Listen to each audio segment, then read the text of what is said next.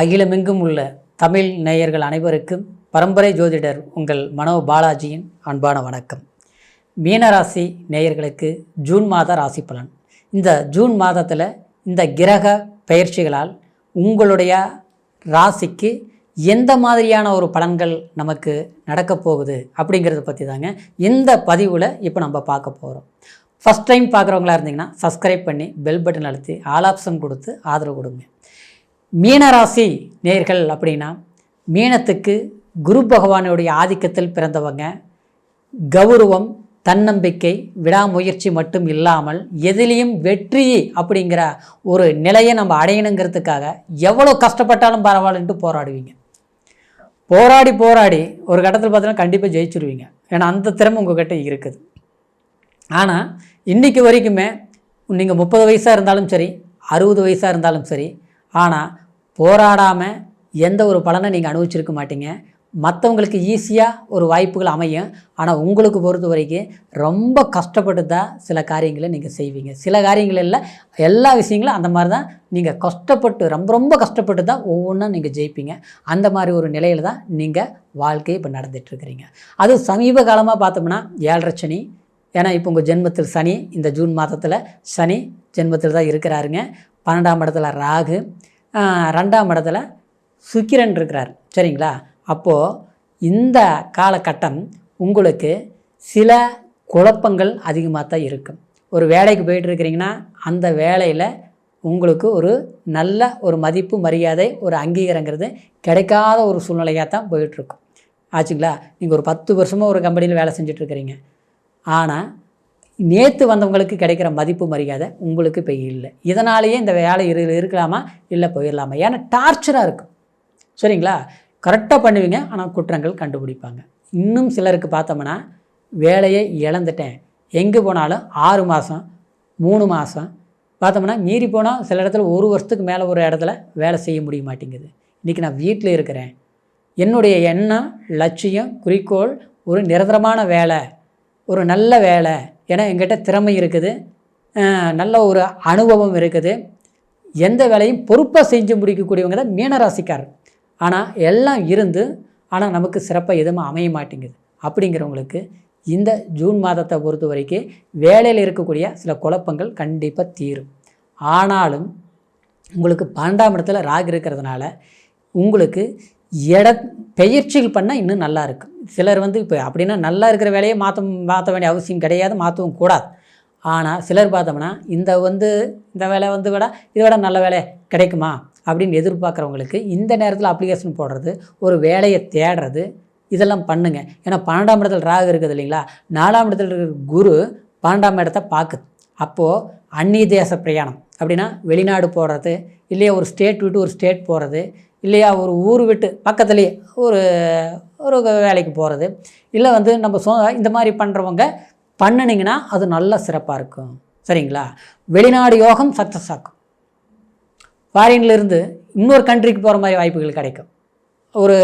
ஒரு மேனேஜர்கிட்ட நல்ல பழக்க வழக்கங்கள், ஒரு நட்பு இதெல்லாம் கிடைக்கும். ஏற்கனவே அந்த வாய்ப்புகளை கிடைக்காமல் பண்ணியிருப்பாங்க. வாய்ப்புகள் நமக்கு கிடைக்கிறத மற்றவங்க தடை பண்ணி அந்த வாய்ப்பை இன்னொருத்தர் பயன்படுத்தியிருப்பாங்க. நம்ம மேலே ஒரு களங்கத்தை உருவாக்கியிருப்பாங்க. அதனால் நம்ம வளர்ச்சி இல்லாமல் உட்காந்துருந்துருப்பீங்க. என்னையா வாழ்க்கை இது, என்ன இது ஒரு போராட்டம், நிம்மதி இல்லை அப்படிங்கிற ஒரு சூழ்நிலை எல்லாமே மீனராசிக்காரை சந்திச்சிருப்பீங்க. ஆனால் இந்த ஜூன் மாதத்துலேருந்து அந்த மாதிரி குழப்பங்களுக்கு இடம் இல்லை. சரிங்களா? ஏன்னா உங்களுக்கு இருக்கக்கூடிய இந்த கிரக பயிற்சிகள் ஒரு சாதகமான வாய்ப்புகள் இருக்கும். ஏன்னா 3ஆம் அதிபதி முயற்சி, உபதேச ஸ்தானாதிபதி 2ஆம் இடத்துல இருக்குது. இந்த மாதம் ஃபுல்லாக அங்கே தான் இருக்கும். சரிங்களா? அப்போது பணம், பொருளாதாரம், செல்வாக்கு, லாபத்தை நீங்கள் அடைவீங்க. அப்போ 3ஆம் இடத்துல 6ஆம் அதிபதி 3ஆம் இடத்துல இருக்குது, தப்பு இல்லை. விபரீத ராஜயோகம், சூரிய பகவான். சரிங்களா? புதனோடு இணைந்து இருக்குது. அப்போது உங்களுக்கு முயற்சிங்கிறது முன்னேற்றத்தை கொடுக்கும். சில தடைகளும் நீங்கள் உடைச்செறிவீங்க, சில வாய்ப்புகளும் சேர்ந்துடும். அரசாங்க எக்ஸாம்லாம் எழுதிட்டு இருப்பீங்க, ஒரு கவர்மெண்ட் வேலைக்கு இந்த குரூப் 1, 2, 3 எழுதிட்டு இருப்பீங்க. அப்படியே எழுதுனா பார்த்தா ஒரே மார்க், ஜஸ்ட் மார்க்கில் போயிடுச்சு. எத்தனை முறை தான் எழுதுறது, எனக்கு நம்பிக்கையே இல்லை அப்படின்னு உட்காந்துருப்பீங்க. அப்படிலாம் இல்லை, எழுதுங்க, கண்டிப்பாக கிடைக்கும். அப்போ மாணவர்களுக்கு மார்க் வருமா, கடவுளே என்னுடைய படிப்பு, அந்த படிப்பு படிக்கணும், அந்த மார்க் வரணும், அந்த காலேஜுக்கு கனவாக நினச்சிட்டு கற்பனை பண்ணிவிட்டு இருப்பீங்க. கற்பனை இல்லை, நிஜமாக காட்டிடுவீங்க. நினச்ச மார்க் வந்துடும். அப்படியே மார்க் கம்மியாக போச்சு, ஐயோ நான் கிடைச்ச மார்க் வராதே, நான் எதிர்பார்க்குற காலேஜ் கிடைக்குமா அப்படின்னு சிலர் வருத்தப்படுவீங்க. ஆனால் கண்டிப்பாக பிடிச்ச காலேஜ், உங்களுக்கு பிடிச்ச காலேஜுங்கள சிறப்பான காலேஜ் அமையும். நிச்சயமாக படிப்பில் பயப்படவே பட வேண்டாங்க மீனராசிக்காரருக்கு. சிலர்லாம் சொல்லுவாங்க 7.5 சனி நடக்குது, படிப்பு தடையாயிரும், அப்படி ஆயிரும் இப்படி ஆயிரும். அதெல்லாம் பயம் இல்லை.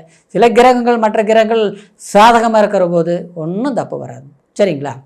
அப்புறம் 4ஆம் இடத்துல குரு சஞ்சாரம். அப்போது 4ஆம் இடங்கிறது சுகஸ்தானம். அதுதான் ஒருத்தர் வீடு மண்மனை இந்த மாதிரி விஷயங்கள்லாம் கண்டிப்பாக செய்யும். கடன் வாங்கியோட வீடு கட்டலாம், தப்பு கிடையாது. ஆனால் கடன் வாங்கி அடுத்தவனுக்கு வட்டிக்கு கொடுக்கறது, அப்புறம் இன்னொருக்கு ஜாமீன் கழுத்து போடுறது, பாவம்னு பரிதாபப்பட்டு அடுத்தவங்கிட்ட நான் பரவாயில்ல அவர் கொடுத்துருவாருன்னு போய் நிற்கிறது, இதெல்லாம் பண்ணவே கூடாது, சிக்கிக்குவீங்க.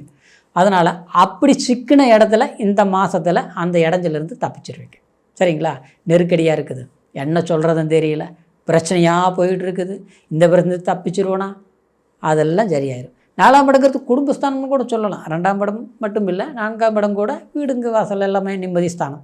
அப்போது குடும்ப வாழ்க்கையில் இருக்கக்கூடிய சிக்கல்கள், ஏன்னா கேது ஏற்கனவே 7ஆம் இடத்துல இருந்தது, 6ஆம் இடத்துக்கு வந்துருச்சு. குடும்ப வாழ்க்கையில் எல்லோரும் பார்த்து என்ன பொறாமப்பட்டுட்டு இருந்தாங்க. எப்போ பார்த்தா என் மனைவிக்கு பார்த்தா பொண்டாட்டிக்கு பிடிக்கல, பொண்டாட்டி பார்த்தா மனைவிக்கு பிடிக்கல, எல்லாமே அப்படியே கீரியும் பாம்பு மாதிரி ஆன மாதிரி ஆகிப்போச்சு. இதெல்லாம் ஒத்து வருமா, சேர்ந்து வாழ முடியுமா, பிரச்சனையாக போயிட்டு இருக்குதுங்க, எப்போ தான் தீருதுன்னு தெரியல, அப்படிலாம் நினைக்கூடாது. எதுவாக இருந்தாலும் பேசுங்க, சரியாயிடும். சிலர் எல்லாமே உண்மையான அன்பு குடும்பத்துக்குள்ளே கணவன் மனைவி விட்டு கொடுக்கவும் வாழ்ந்துட்டுருப்பீங்க. ஆனால் பணப்பிரச்சனையினால் அப்படியே பிடிக்காத மாதிரி ஆயிடுச்சு. பிரச்சனைனா என்ன? ஏன்னா நம்ம நல்லவங்க தான், மீனராசிக்காரரு, அடுத்தவனுக்கு உபதேசம் பண்ணியே இன்றைக்கி நம்ம குடும்பத்தை கவனிக்காத மாதிரி ஒரு கற்பனையில் வீட்டில் இருக்கிறவங்க பார்த்துட்ருக்குறாங்க. அதுவும் உண்மைதான ஒரு விதத்தில். அடுத்தவன் பிரச்சனைனா சாயங்காலம் வரைக்கும் கஷ்டப்படுவோம், முடியாத பிரச்சனையாக இருந்தால் கூட போய் தீர்த்து வச்சுட்டு வந்துடுவோம். ஆனால் இன்றைக்கி பார்த்தோம்னா ஊருக்கெல்லாம் ஓடி ஆடி வேலை செஞ்சோம். ஆனால் நமக்கு தேவையானது இப்போது தேடி வந்ததை அதை மற்றவன் பிடிங்கிட்டாங்க, பிரச்சனை ஆகிப்போச்சு.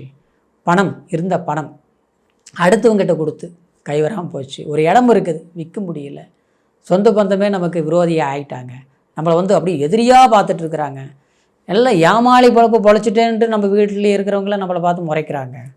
இதனால் இவங்களெல்லாம் நம்ம வீட்டில் இருக்கிறவங்க மற்றவங்களுக்காக வாழ்ந்தது கரெக்டு தான், ஆனால் நம்ம குடும்பத்துக்காக தேவையானது நம்ம செஞ்சு கொடுக்கணும் இல்லையா? அதுக்கு சில வேலை, அப்புறம் சந்தர்ப்பம், சில பிரச்சனைகள் எல்லாம் சரிப்படுத்தணும் இல்லையா? அந்த நேரம் வருமா? கண்டிப்பாக ஜூன் மாதம் வந்துருச்சு. சரிங்களா? அதனால் கடந்த காலத்தில் கஷ்டங்கள் 1000 இருந்தாலும் எல்லாமே மறைஞ்சதை விட்டுட்டு இப்போது வாய்ப்புகள் சாதகமாக இருக்கிறதுனால வேலையிலிருந்து பணவரவுலேருந்து கொஞ்சம் நல்லா தான் இருக்குதுங்க. முயற்சிகள் எடுங்க, சாதகமாக இருக்கும். ஜென்மச்சனி அது இதுன்னு பயந்துக்கு வேண்டாங்க. எப்போவுமே கடவுள் ஒரு பக்கம் நமக்கு சில பிரச்சனைகள் கொடுத்தாலும் மறுபக்கம் சில பிரச்சனைகள் நம்ம வாய்ப்புகள் கொடுப்பாரு. எங்கெங்க நீங்கள் தான் சொல்கிறீங்க எனக்கு நல்ல வழியே வந்த மாதிரி தெரியல அப்படின்லாம் வருத்தப்பட வேண்டாங்க.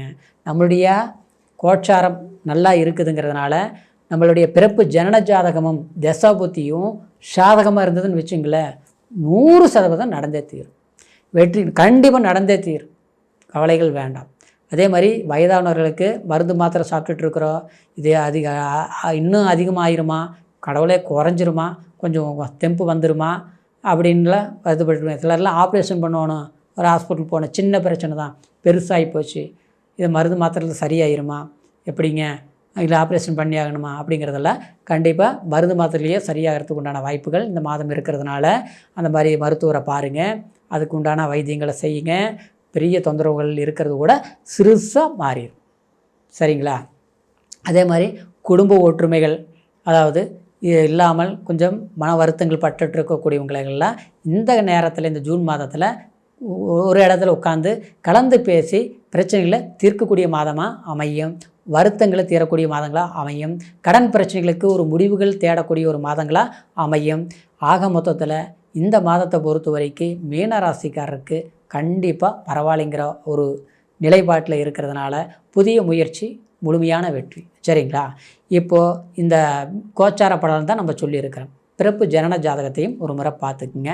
உங்கள் ஜாதகம் நம்மக்கிட்ட பார்க்கணும்னு நினச்சிங்கன்னா கீழே இருக்கிற நம்பருக்கு ஃபோன் பண்ணி date of birth, time, place மூணையும் தெரியப்படுத்தி முழுமையான பலன்களை தெரிஞ்சுக்கிட்டு இனி வரக்கூடிய காலம் உங்களுக்கு அற்புதமாக அமையணும் அப்படிங்கிற ஒரு வாழ்த்துக்களோட மீண்டும் அடுத்த பதிவில் சந்திக்கிற வரைக்கும் நன்றி, வணக்கம்.